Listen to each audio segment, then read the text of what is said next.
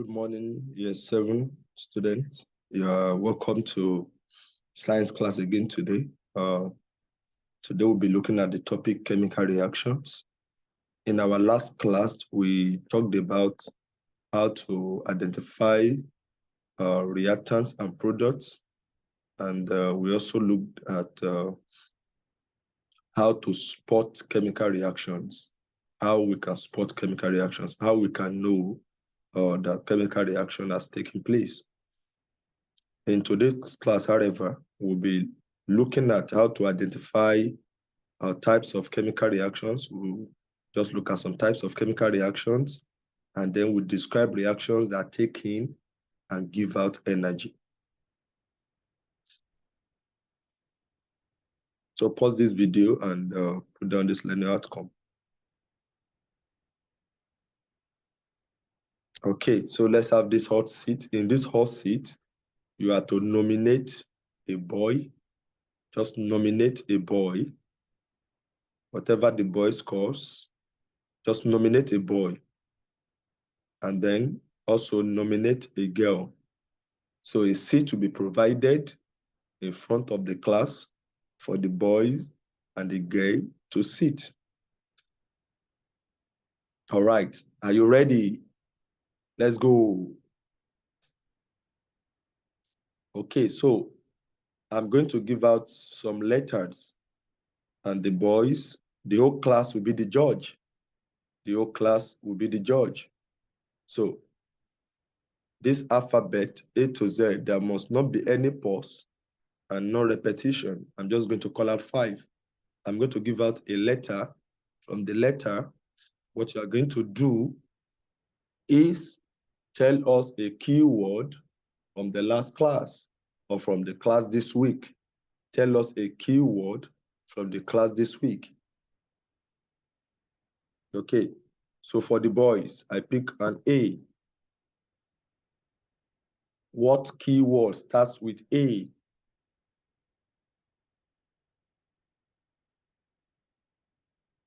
Well done.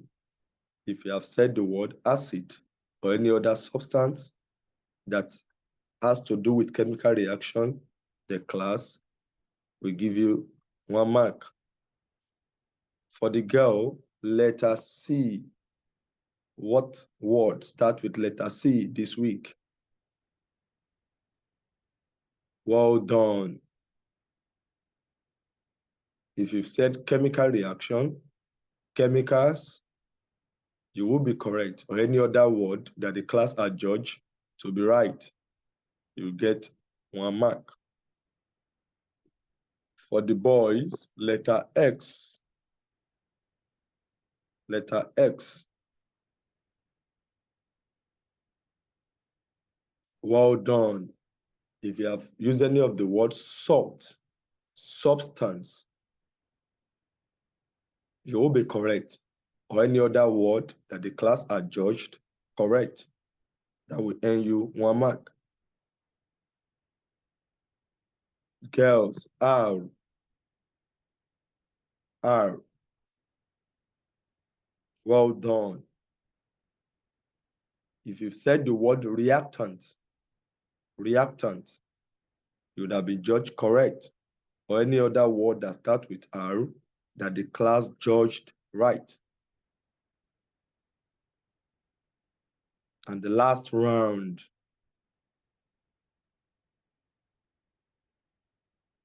E for the boys. E. What keyword start with E this week? Well done. If you have said the word equation, you'll be right. Or any other word, maybe exothermic, you also be judged correct. Or any other word that the class judge correct. Now for the girls, the last one, P. What keyword start with P?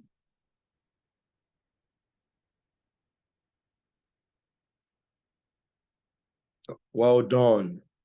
If you said product, you will be correct, or any other word that the class judge correct. So please, a round of applause for our two hot sitters today.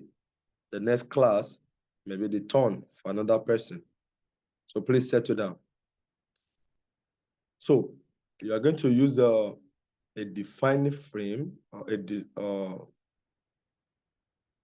defining frame, and put down these words. A defining frame, and put down these words. Okay, so these are different types of chemical reaction that we could have: oxidation, exothermic and endothermic reactions, thermal decomposition, displacement reaction, neutralization, combustion. But in today's class, we are going to focus majorly on the endothermic and exothermic reaction. This is the reaction that takes in or give out energy.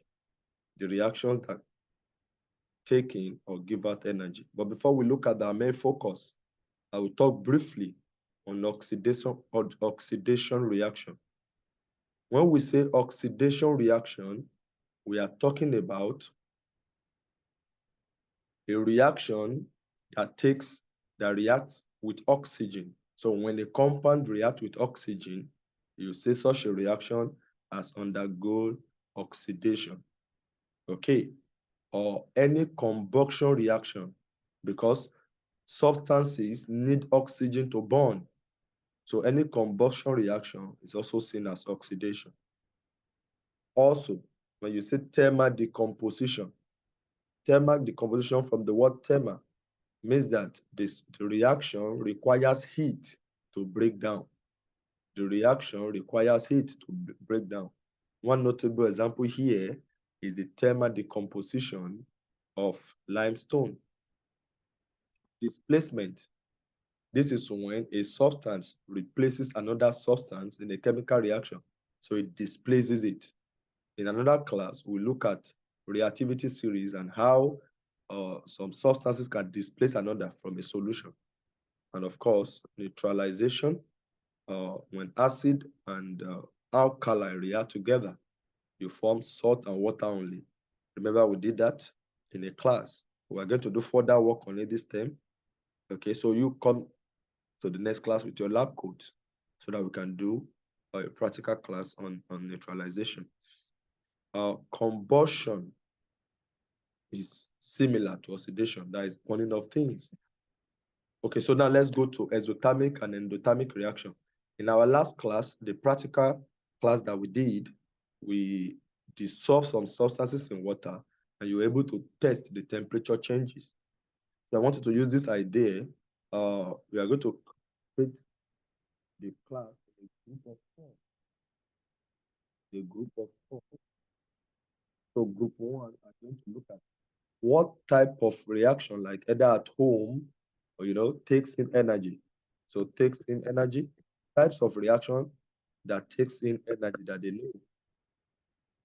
Okay. Group two will look at the same thing. Group three, types of reaction that gives out energy. That gives out energy. Types of reaction that gives out energy. Group four, we also consider the same thing. In a class that we have 20, we can make a group of 5. But if it's a class of 16, we can make a group of 4. All right. So in your various groups, so this task will take 7 minutes. So take a look at it. What types of reaction? What happened at home? What type of cooking takes in energy? What type of cooking or anything at home that you know? And you can also use name of chemical substances if you know them, but everyday things that you think takes in energy, you are going to present to the class. So you may pause this video while that group activity is going on.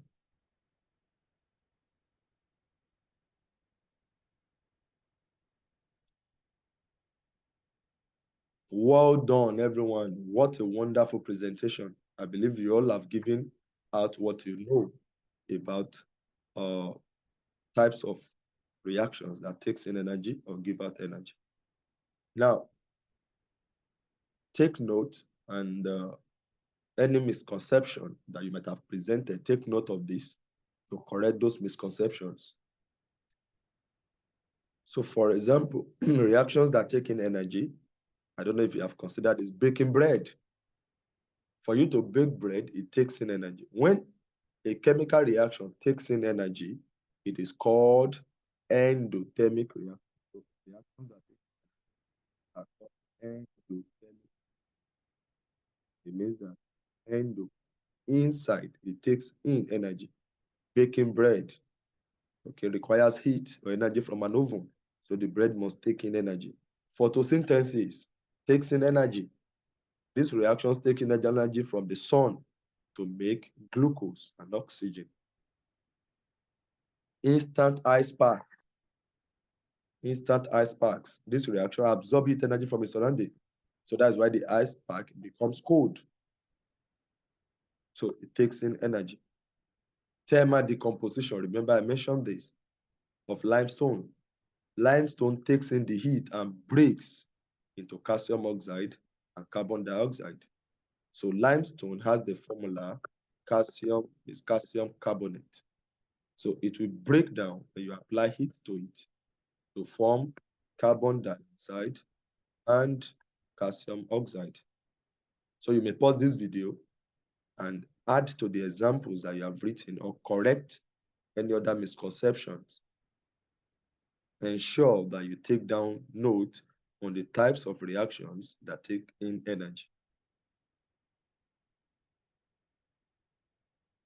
So reactions that give out energy are called exothermic reaction. Reactions that give out energy are called exothermic reaction. So these are examples. Combustion is an example of exothermic reaction. For example, when the piece of wood is burned, heat is released. So that is an example of exothermic reaction. Reactions that take in heat energy, of course, are called endothermic energy.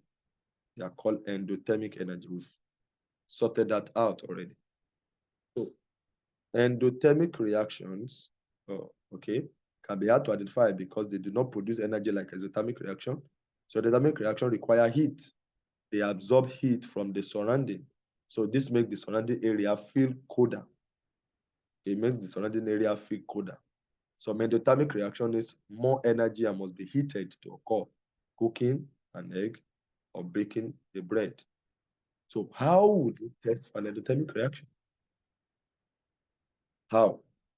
Pause this video and note down how you can test for an endothermic reaction. All right.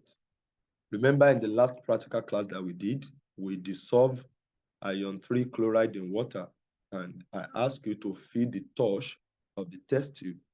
So that is one of the ways we can test. I can feed the torch. Another way to test is to use a thermometer. So before the reaction, I can put a thermometer and the temperature. And after, I can see if the temperature increases or decreases.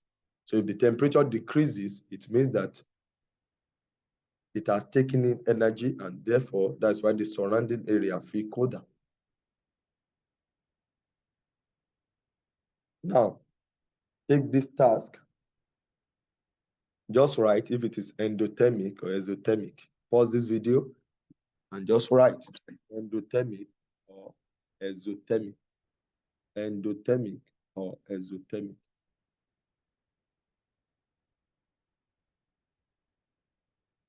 Well done. So we look at number one. This is the starting temperature, 21 degrees Celsius. The end temperature is 25.6 degrees Celsius.